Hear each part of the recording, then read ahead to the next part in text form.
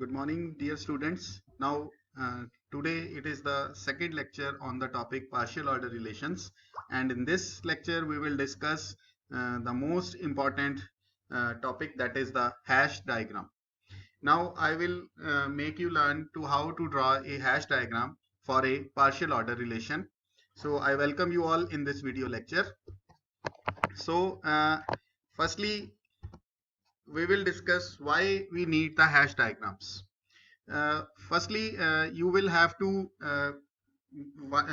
keep one thing in mind, that hash diagram is only for the partial order relations, or you can say the partial ordered sets. The partial ordered set on which we can define a partial order relation. So in this slide you can see here I have the two diagrams.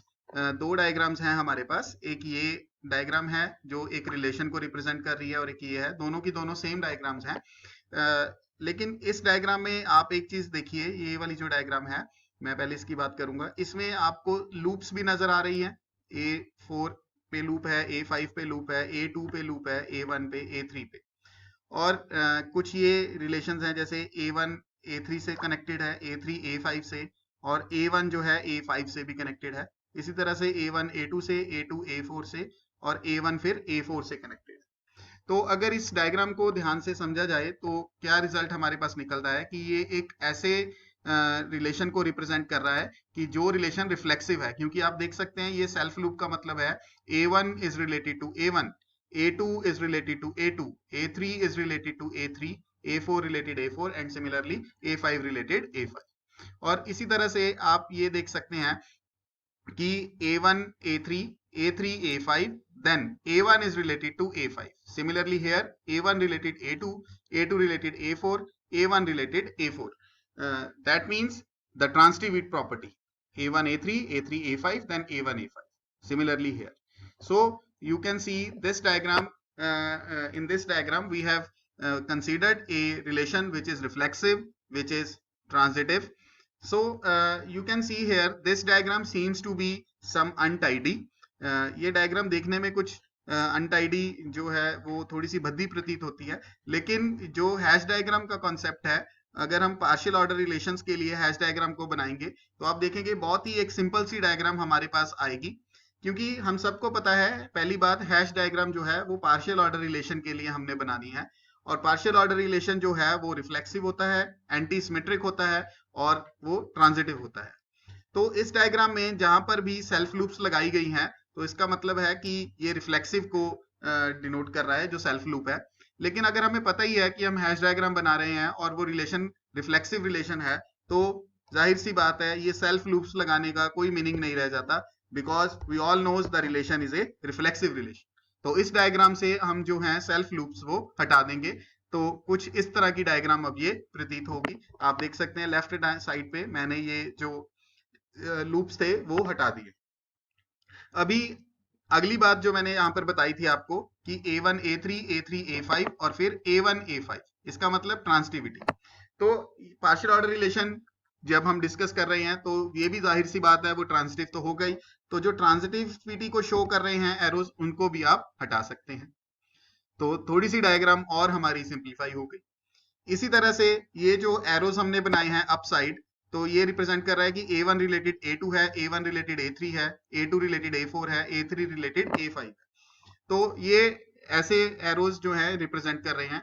लेकिन hash diagram में एक बात हम जो conventionally मान के चलेंगे कि जो एलिमेंट हमने एक एलिमेंट से ऊपर रखा हुआ है वो नीचे वाला एलिमेंट उस एलिमेंट के साथ फिर रिलेटेड माना जाएगा। तो इसी वजह से ये जो एरोज हैं ये भी हमें अब हटा देने चाहिए। तो आप देख सकते हैं बहुत ही एक सिंपल सी डायग्राम जो है हमारे पास आ गई उसी रिलेशन की, क्योंकि हमें पता है कि ये रिलेशन रिफ्लेक्सिव भी है और ये ट्रांसिटिव भी है, तो इसी वजह से हम रिफ्लेक्सिव के लूप्स भी हटा सकते हैं, ट्रांसिटिविटी वाले एरोस भी हटा सकते हैं, और डायरेक्शंस भी बनाने की कोई जरूरत नहीं है, बिकॉज हमें पता है कि जो एलिमेंट ऊपर लिखा हुआ है वो एलिमेंट उसको कौन रिलेट कर रहा है, नीचे वाला एलिमेंट रिलेट कर रहा है। तो इस प्रीवियस स्लाइड में यही सारी बातें जो हैं बताई गई हैं। Consider the digraph representation of a partial order. Because we are dealing with a partial order, we know that the relation must be reflexive and transitive.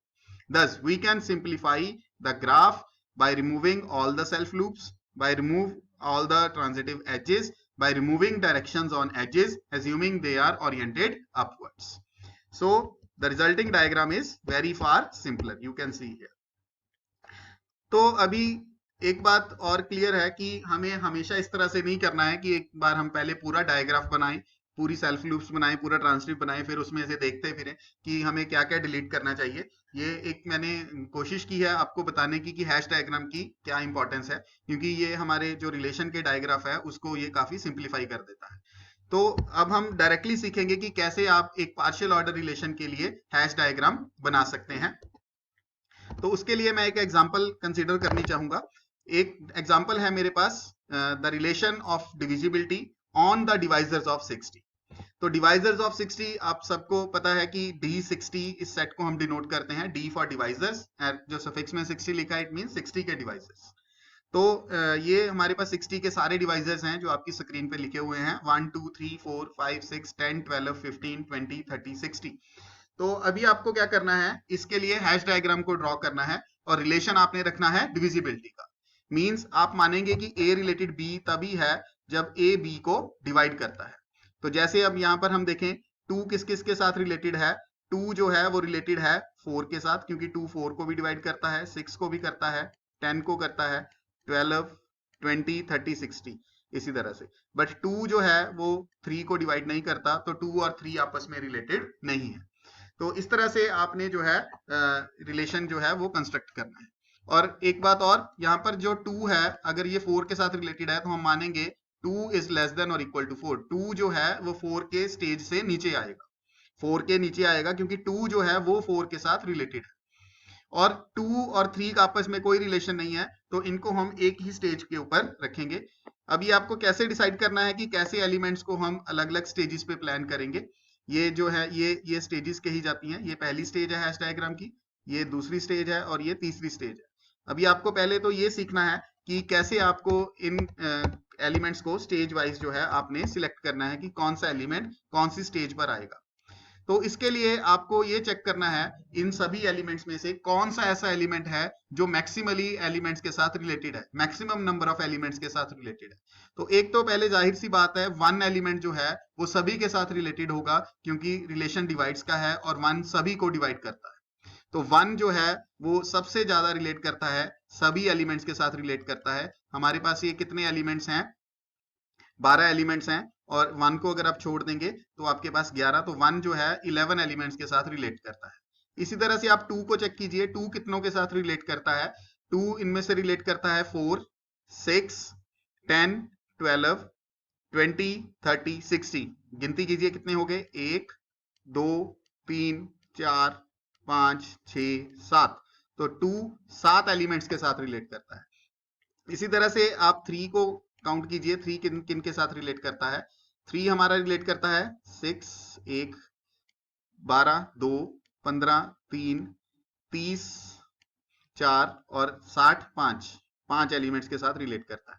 इसी तरह से 4 के लिए आप फाइंड कीजिए 4 कितनों के साथ रिलेट करेगा। 4 आपका रिलेट करेगा 12 के साथ 1, 4 दूसरा रिलेट करेगा 20 के साथ 2, 4 जो है रिलेट करेगा 60 के साथ 3। तो इस तरह से आपने इन एलिमेंट्स को जो है लिख लेना है। और जो सबसे मैक्सिमल रिलेटेड एलिमेंट है जो हमारे पास था 1, वो कितने एलिमेंट्स के साथ रिलेटेड है, 11 एलिमेंट्स के साथ। तो जो एलिमेंट सबसे ज्यादा रिलेट करता है वो हैश डायग्राम में सबसे नीचे आएगा। तो आप देख सकते हैं पहली स्टेज पर सिर्फ मैंने 1 को लिख दिया। अब 2 एलिमेंट कितने के साथ रिलेट कर रहा था, हमने पिछली डायग्राम में चेक किया, हमारे पास थे वो 7। तो अगली स्टेज पर पहले आ जाएगा 2। अब और देखना है कि इस स्टेज पर और कौन कौन सा एलिमेंट आ सकता है। अब 2 के बाद जो नेक्स्ट एलिमेंट जो था, जो मैक्सिमली रिलेटेड था, वो 3 था, क्योंकि 3 कितनों के साथ रिलेट करता था, 5 एलिमेंट्स के साथ। अब आपको ये देखना है कि जो नेक्स्ट मैक्सिमल रिलेटेड एलिमेंट है उसका 2 के साथ रिलेशन है या नहीं है। अब 3 का 2 के साथ कोई रिलेशन नहीं है, बिकॉज 2 3 को डिवाइड नहीं करता, ना ही 3 2 को डिवाइड करता है। ऐसे एलिमेंट्स को हम नॉन कंपेयरेबल एलिमेंट्स बोलते हैं, और 2 और 3 इसका मतलब नॉन कंपेयरेबल एलिमेंट्स हैं। तो ये एलिमेंट जो है ये 2 के पैरेलल आ जाएगा। इसी तरह से आप और भी फाइंड कीजिए और कौन कौन सा इसके पैरेलल आ सकता है। तो जैसे अब अगर हम 4 की बात करेंगे, 4 एलिमेंट जो है वो कितनों के साथ रिलेट करता है, ये देखिए आप। 4 एलिमेंट, 4 कितनों के साथ रिलेट कर रहा था? 4 रिलेट कर रहा था सिर्फ 12 के साथ, ठीक है, 20 के साथ और 60 के साथ, 3 के साथ रिलेट कर रहा था। अब 5 को आप देखिए, 5 कितनों के साथ रिलेट कर रहा था हमारा? अभी 5 कितनों के साथ रिलेट करता है, इसको हम काउंट करेंगे अभी। 5 हमारा जो है वो कितने एलिमेंट्स के साथ रिलेट करता है? 1 10 1 हो गया, 15 2, 20 3, 30 4 और 60 5। ये भी हमारा 5 एलिमेंट्स के साथ रिलेट करता है। तो इसी तरह से 6 जो है वो सिर्फ 12 30 और 60 इन 3 के साथ रिलेट करता है। 4 जो था वो भी 3 के साथ रिलेट करता है और जो 6 है वो भी 3 के साथ रिलेट करता है। लेकिन एक बात ये है, जो इस स्टेज पर हमने एलिमेंट्स लिखे हैं 2 और 3, इनके साथ 4 जो कंपेरेबल बनता है वो 2 के साथ बनता है, 6 दोनों के साथ ही कंपेरेबल बनता है। तो इस वजह से 6 जो है या 4 जो है वो 2 और 3 के साथ में नहीं आ सकता। लेकिन 5 जो एलिमेंट है उसको आप चेक कर सकते हैं। 5 एलिमेंट जो है वो 2 के साथ भी नॉन कंपेरेबल है, 3 के साथ भी नॉन कंपेरेबल है। तो ये 5 जो है वो 2 और 3 की स्टेज पर साथ में आएगा।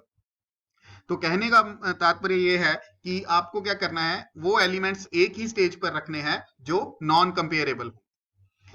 तो हमने पहले 2 लिखा, 2 के साथ 3 जो था वो नॉन कंपेरेबल था, इसी तरह 5 जो था वो भी नॉन कंपेरेबल था। तो ये तीनों एक ही स्टेज पर आ गए। और इस स्टेज पर अगर आप कोई और एलिमेंट लिखेंगे, आगे 4 है हमारे पास, 6 है, तो इन तीनों में से किसी ना किसी के साथ वो कंपेरेबल है। 4 जो है वो 2 के साथ कंपेरेबल है, 3 जो है वो 6 के साथ है, 6 जो है वो 3 और 2 दोनों के साथ है। फिर आगे 6 आ गया, 10 आ गया, वो 5 और 2 के साथ है। 12 3 और 2 के साथ बनेगा। 15 3 और 5 के साथ। इसी तरह से 20 30 60 किसी ना किसी के साथ बनेंगे। तो इस स्टेज पर ये फाइनल हो गया कि ये तीनों एलिमेंट्स ही आएंगे। तो इस तरह से हम 1 को तीनों के साथ ज्वाइन कर देंगे, क्योंकि 1 जो है वो 2 को भी डिवाइड करता है, 3 को भी और 5 को भी। अब चलिए आगे बात करते हैं अगली स्टेज पर कौन से एलिमेंट्स आएंगे। 2 3 5 हो गए। अब नेक्स्ट मैक्सिमल रिलेटेड एलिमेंट्स जो हैं, जो मैक्सिमम नंबर ऑफ एलिमेंट्स के साथ रिलेटेड है, वो 4 और 6 हैं। 4 जो है वो भी 3 एलिमेंट्स के साथ रिलेटेड है, 6 जो है वो भी 3 के साथ रिलेटेड है। हम आगे भी देख लेते हैं 10 कितनों के साथ रिलेट होगा। 10 हमारा रिलेट होगा ये भी 3 के साथ। 12 कितनों के साथ रिलेट होगा? 12 रिलेट होगा इनमें से सिर्फ एक के साथ, और वो है 60। इसी तरह से 15 2 के साथ रिलेट होगा, 15 जो है वो 2 एलिमेंट्स के साथ। 20 जो है वो हमारा एक एलिमेंट के साथ ही रिलेट होगा, और इसी तरह से 30 जो है वो एक एलिमेंट के साथ ही रिलेट होगा। तो आगे जो नंबर आता है, आगे जिनकी बारी आती है, वो है 4 6 और 10। इन तीनों को हमने अगली स्टेज के लिए प्लान करना है। तो पहले हम 4 जो है उसको रख लेते हैं। अभी 4 को लिखा, अभी अगला एलिमेंट जो है वो 6 है, जो इसी 3 नंबर के साथ, 3 एलिमेंट्स के साथ रिलेट करता है। तो आपको ये चेक करना है अभी क्या 4 और 6 आपस में कंपेरेबल है या नहीं है। तो इसका आंसर है नो। 4 ना तो 6 को डिवाइड करता है और 6 ना ही 4 को डिवाइड करता है, इसी वजह से ये नॉन कंपेरेबल। अगला एलिमेंट जो है वो आपके पास है 10। 10 को आपने चेक करना है वो कितनों के साथ कंपेरेबल है। वो भी 3 के साथ है कि 3 के साथ रिलेट करता है, लेकिन 4 और 6 के साथ ये नॉन कंपेरेबल। एक यहाँ पर एलिमेंट रह गया, सॉरी, वो है 15। 15 कितनों के साथ रिलेट करता है? 2 के साथ। तो आगे बारी 15 की है। क्या 15 इन तीनों में से किसी के साथ कंपेरेबल है? तो इसका भी आंसर है नो। ना तो 4 15 के साथ रिलेटेड है, ना 6 15 के साथ, ना 10 15 के साथ। तो 15 भी आप इस स्टेज पे लिख सकते हैं। और इनके अलावा अगर जो एलिमेंट्स हमारे पास रह गए, अगर आप कोई देखेंगे, चाहे वो 12 है, चाहे वो हमारे पास 20 है या 30 है या 60 है, वो इन चारों में किसी ना किसी के साथ कंपेरेबल, तो वो इस स्टेज पर नहीं आ सकता। इस स्टेज पर ये चारों ही आएंगे। तो इस तरह से ये जिस जिसके साथ ये रिलेटेड होंगे वो एरोज आपने बना देने हैं। 4 सिर्फ 2 के साथ रिलेटेड था, 6 दोनों के साथ है, 2 और 3। 10 जो है 2 और 5 के साथ, 15 जो है वो 3 और 5 के साथ। इसी तरह से 12 20 30 अगली स्टेज पर आएंगे हमारे पास, क्योंकि 12 20 और 30 ये तीनों एक एक एलिमेंट के साथ ही रिलेटेड हैं और तीनों आपस में नॉन कंपेरेबल है। और 12 को हम रिलेट करेंगे 4 के साथ।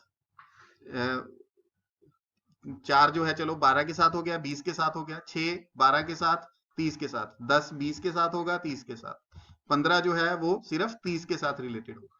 और फाइनली जो है 60 वो 12 के साथ भी है, 20 के साथ भी है, 30 के साथ भी है। तो ये हमारे पास इसकी हैश डायग्राम आ गई। ये है hash diagram of divisors of 60 D60। उम्मीद है आपको समझ आई होगी। एक और एग्जांपल की बात करूंगा मैं। हैश डायग्राम अब आपको बनानी है पावर सेट ऑफ एक्स की। ये एक पार्शियल ऑर्डर रिलेशन है। एक्स में 3 एलिमेंट्स हैं, इसका पावर सेट हमारे पास 8 एलिमेंट्स के साथ ये बनेगा। तो अभी आपको इसका एक हैश डायग्राम बनाना है। तो इनमें से आप देख सकते हैं मैक्सिमल रिलेटेड एलिमेंट है हमारा फाई, क्योंकि फाई हर एक सेट का सबसेट होता है और इसी वजह से फाई जो है वो सबसे नीचे आएगा, सबसे पहले वाली स्टेज पर आएगा। अब अगली स्टेज पे आप देख लीजिए ए एलिमेंट कितनों के साथ रिलेट करेगा, ए बी के साथ, सी ए के साथ और ए बी सी। सबसेट का रिलेशन है, उसके अकॉर्डिंग हम देख रहे हैं A subset of A B, singleton set A subset of C A, singleton set A subset of A B C. तो ये 3 एलिमेंट्स के साथ रिलेटेड है। बी को आप देखिए, बी कितनों के साथ रिलेटेड है, बी भी हमारा 3 एलिमेंट्स के साथ रिलेटेड है। इसी तरह से सी भी 3 एलिमेंट्स के साथ रिलेटेड है। ए बी सिर्फ एक के साथ है, बी सी भी एक के साथ है, सी ए एक के साथ है और ये फाइनल एलिमेंट है। तो अभी ये एलिमेंट 3 के साथ रिलेटेड है, तो सबसे पहले अगली स्टेज पर इसको रख लेते हैं।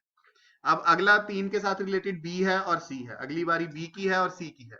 अब आप देखिए क्या बी ए के साथ रिलेटेड है? नहीं, क्योंकि ना तो ए बी का सबसेट है और ना ही बी ए का सबसेट है। इसी तरह से सी को आप देखिए, क्या सी इन दोनों के साथ कंपेरेबल है? तो इसका भी आंसर है नो, सी भी इन दोनों के साथ कंपेरेबल नहीं है। तो इसी वजह से तीनों एक ही स्टेज पर आएंगे।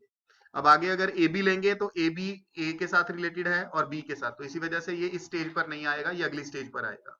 इसी तरह से बी सी और सी ए बी अगली स्टेज पर आएंगे। ए बी आ गया, फिर ए बी देखिए आप आगे इसके साथ बी सी है और सी ए है, और ए बी और बी सी सी ए तीनों का आपस में कोई रिलेशन नहीं है, तो ये भी एक ही स्टेज पर आएंगे। और ए बी को किस किस के साथ आप ज्वाइन करेंगे? ए बी को ए और बी के साथ, सी ए को ए और सी के साथ और बी सी को बी और सी के साथ।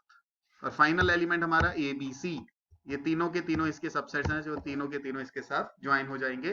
तो ये इस पावर सेट की हैश डायग्राम आ गई हमारे पास। और फाइनली हैश डायग्राम मैं एक और जो डिस्कस करूंगा, तीसरी एग्जांपल, वो है सेट ऑफ नेचुरल नंबर्स के ऊपर और रिलेशन है लेस देन और इक्वल टू का, यूजुअल लेस देन और इक्वल टू। अब आप देख सकते हैं अगर आप यूजुअल लेस देन और इक्वल टू रख रहे हैं तो हर एक एलिमेंट हर एक दूसरे के साथ जरूर कंपेरेबल है। आप देख सकते हैं 1 और 2 को अगर आप लेंगे, 1 लेस देन और इक्वल टू 2 है, ठीक है। 2 और 3 को लीजिए, 2 लेस देन और इक्वल टू 3 है। तो इस केस की जो डायग्राम है वो ऐसे बनेगी, सबसे पहले 1 आएगा क्योंकि 1 सभी नेचुरल नंबर्स के साथ लेस देन और इक्वल टू है। अगली स्टेज पर 2 आएगा और 2 के पैरेलल कोई भी नहीं आ सकता, 3 4 5 सभी के साथ 2 रिलेट करता है, तो इसी वजह से अगला एलिमेंट 3 जो है वो अगली स्टेज पर आ गया। इसी तरह से 4 जो है वो अगली स्टेज पर आ गया और इसी तरह से ये चलता रहेगा। नेचुरल नंबर्स इनफाइनाइट है। तो ऐसी जो हैश डायग्राम होती है, ऐसा जो पोसेट होता है, इसको हम बोलते हैं चेन और टोटली ऑर्डर्ड सेट, टोसेट भी हम इसको बोल सकते हैं। तो और चेन इसको क्यों बोलते हैं? क्योंकि आप हैश डायग्राम को इसकी देख सकते हैं कि ये जो हैश डायग्राम है ये एक चेन की फॉर्म में है, एक कंटिन्यूअस फॉर्म में है। तो आज के लेक्चर में उम्मीद करता हूँ आपको हैश डायग्राम कैसे बनानी है ये समझ आ गया होगा। और क्वेश्चंस आप प्रैक्टिस कीजिए, कोई प्रॉब्लम है तो आप मेरे साथ कमेंट बॉक्स में या मेरे व्हाट्सएप नंबर पे शेयर कर सकते हैं। Thank you very much.